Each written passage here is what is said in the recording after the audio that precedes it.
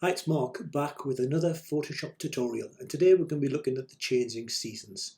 So this picture here, which I took in Newcastle down the bottom of the side, heading towards the Tyne Bridge in around about June-ish time, the blazing heat of Newcastle, we're going to change into somewhat of a winter scene such as this. If that's something you'd like to learn how to do, then stick around, and after we've played the titles, we'll roll our sleeves up and we'll get cracking.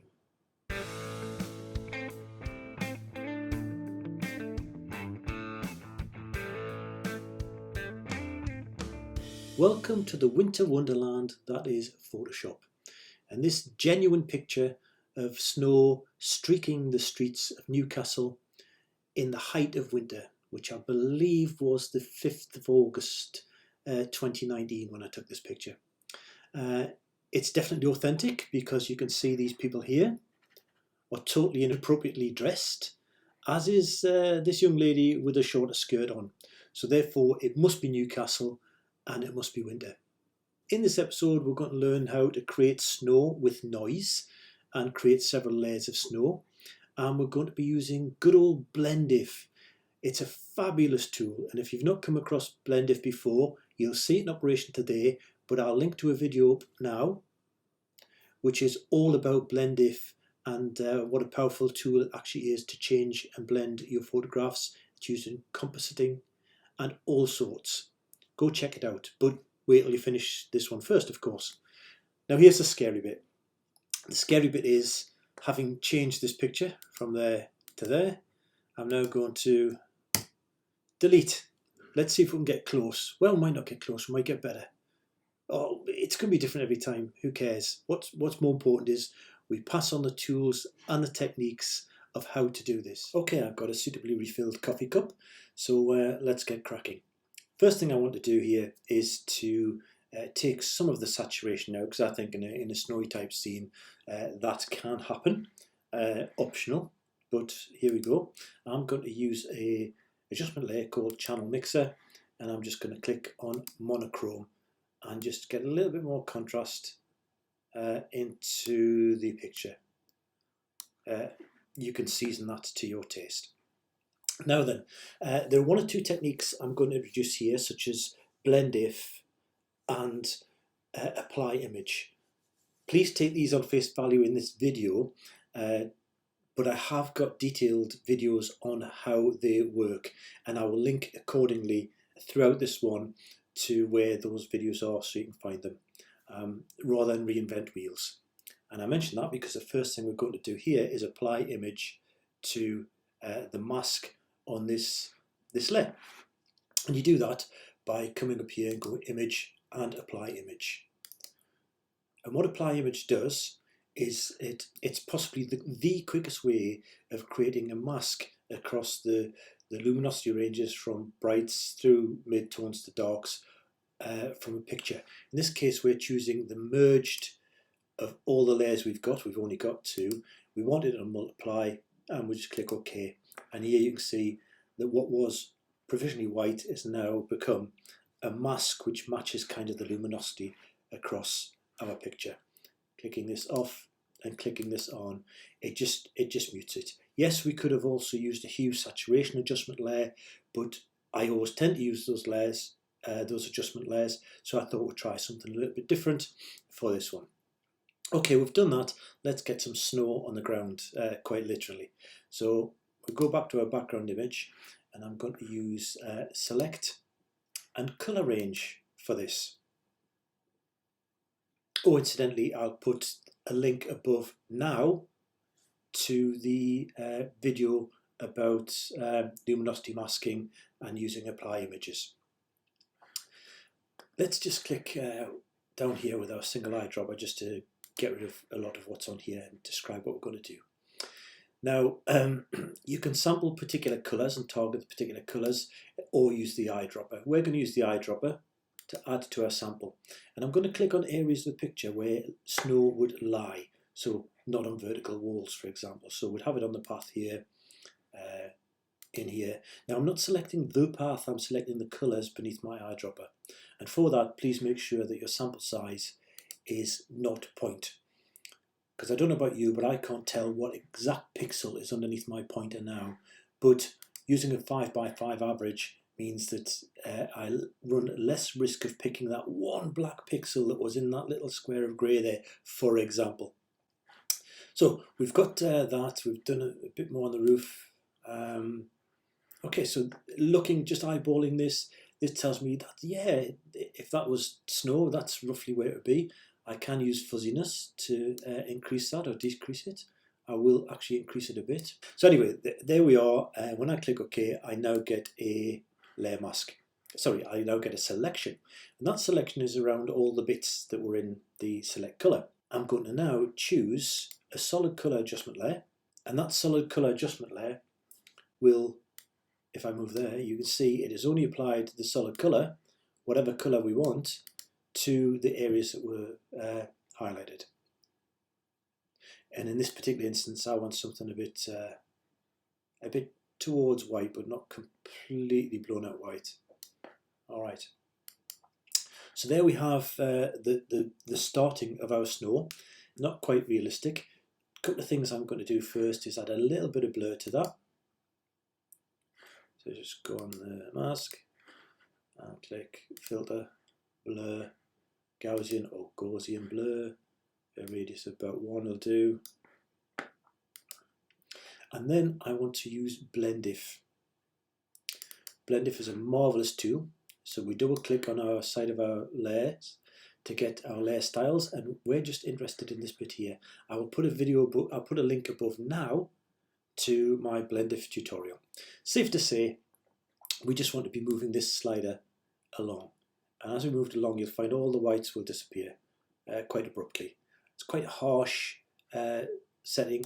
So one of the things you can do is you Option or Alt click to break that little slider into two, and you move the right hand side off on its own, and that produces more of a gradient on the blending.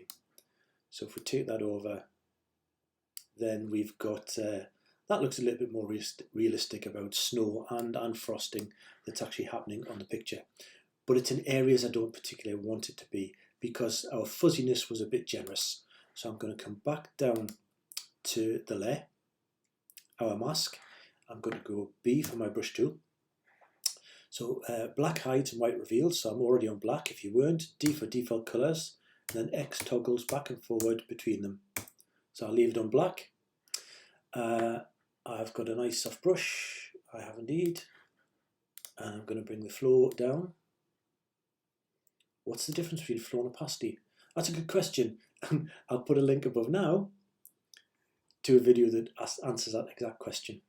So I want to be removing from some of these verticals. So I'm going to remove it off the tower here, off the tower on the other side.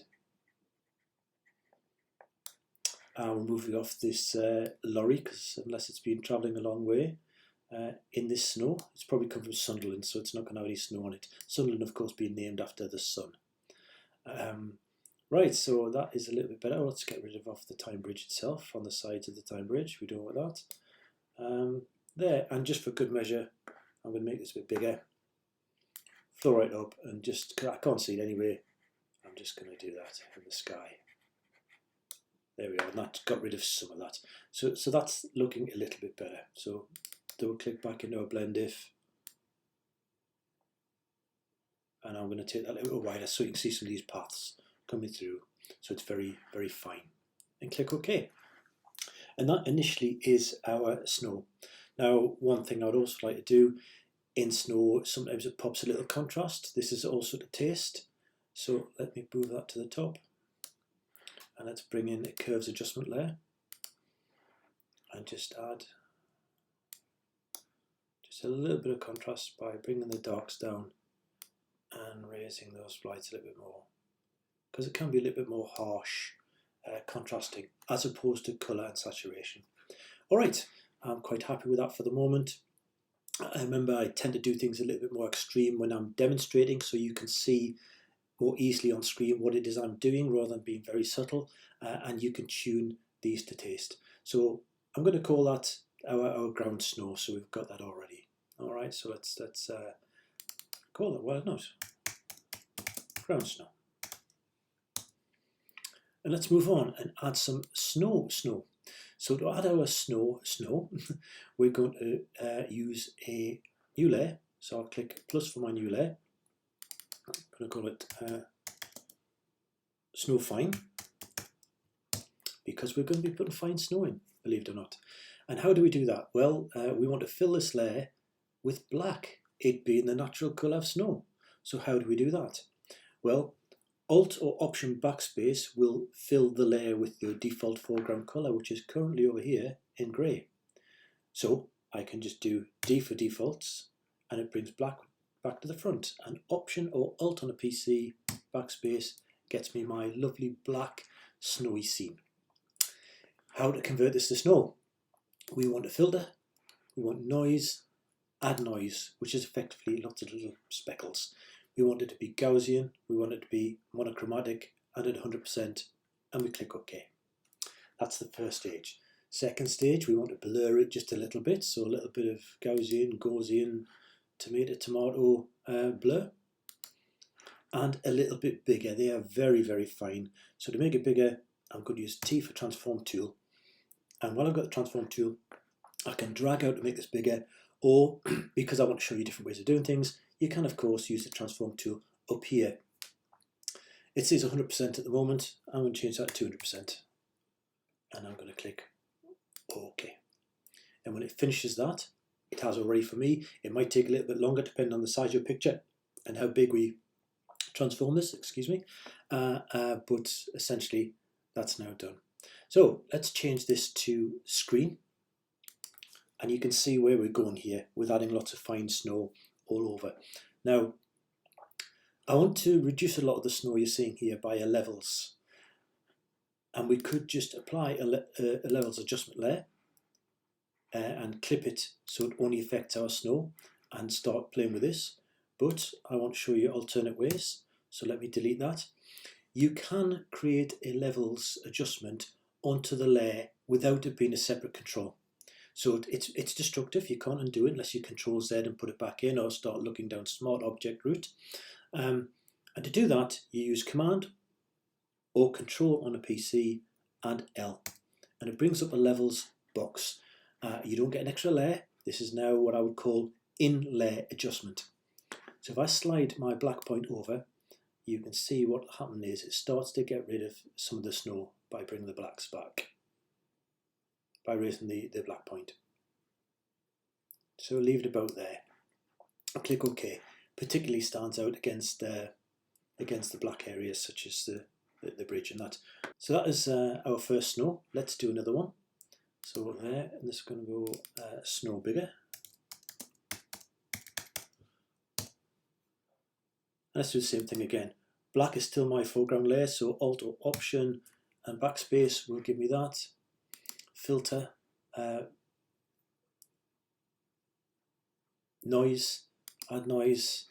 We haven't changed those parameters, so that's fine. Filter, blur, Gaussian blur, that's fine. Control T, and let's go, I don't know, let's go 500. This could be quite bigger now. So press enter and I'll apply this. This is where it might take a little bit longer for you, depending on how big your image is and your PC or Mac that you're on. So we've done that. Same thing again. Let's change this to screen. And then our in-layer levels. So Command or Control L for levels. And let's adjust that. And I'll do fewer of these than we did of the others. So now you've got a mixture of slightly bigger and slightly smaller drops. And the same is true if you're adding rain, by the way. I might do a future one on adding rain and other weather styles. The secret is to have them at different sizes and quantities. So bear that in mind. We're now going to do another one. And I'm going to go snow streaks. So these are going to be snow which is leaving a little bit of a trail. It's going to come in at an angle. So we're still on black foreground, so Alt or Option Backspace. We want to go to filter. We want to add some noise. That's fine. We want to add some blur. That's still fine because we haven't changed it. We want to go Command T, and I'm going to make this one about 300. And then press enter and click OK for that to finish rendering. Now this time we go back to filter. I want to use a motion blur. And our first motion blur is coming from about 45 degrees, 45 degrees, from top right to bottom left, arbitrarily chosen. And the distance I want on it, yeah, let's do about 120 and click OK.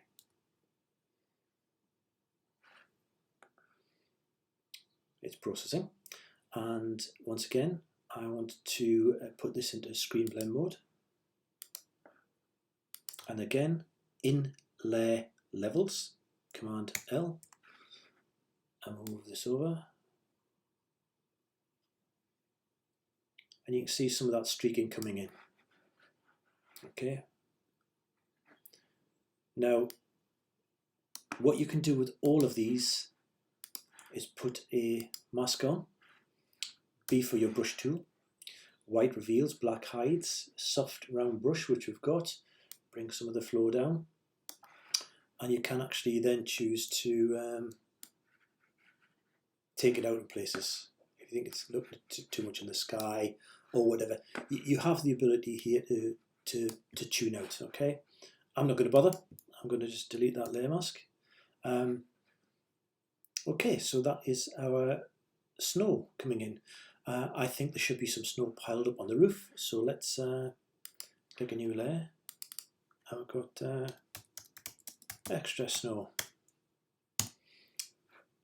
B for my brush tool. Now I want white, so X to change white to the foreground. Bring this down, the size of my cursor down, my left bracket key. And I'm going to bring the flow up, because I'm not too bothered about that for the moment. And where would it pile? I'm going to pile it along the edge here.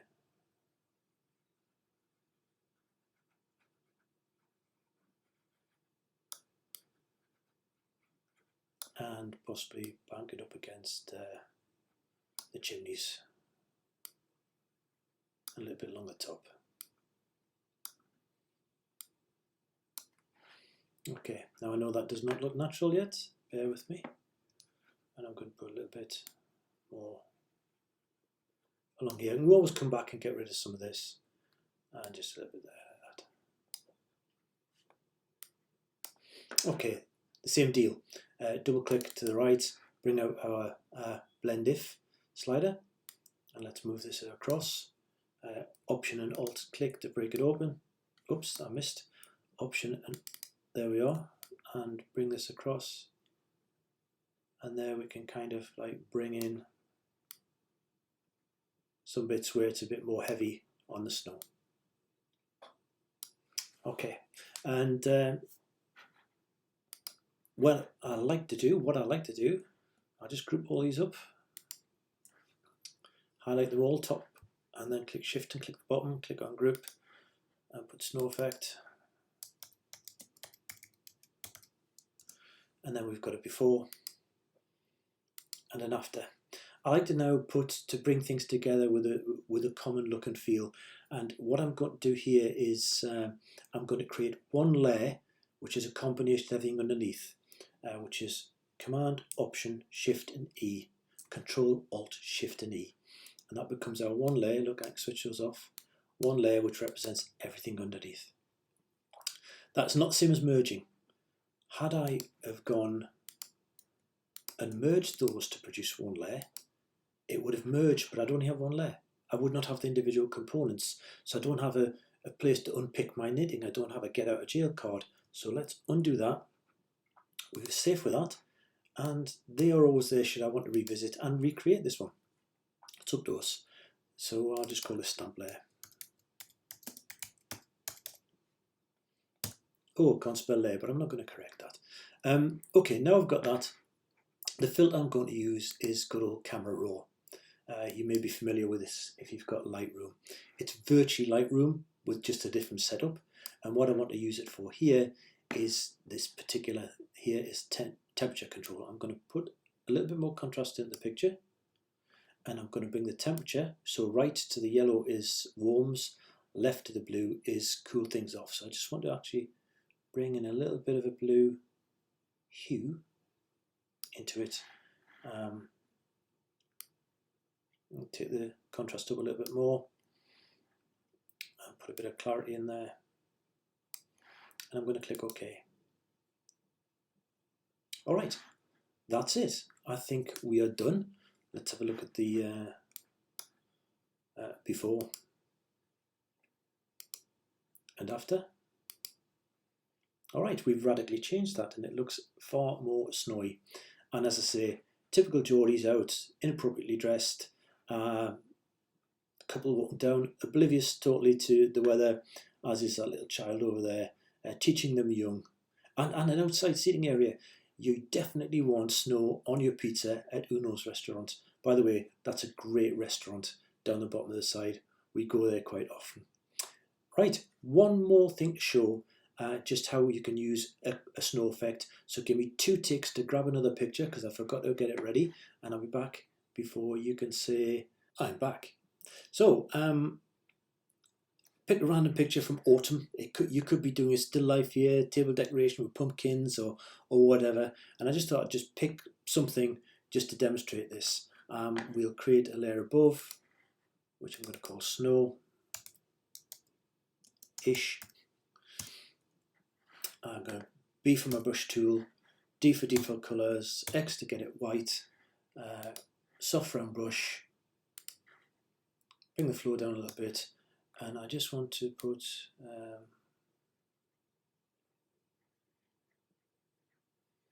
some snow effect on here.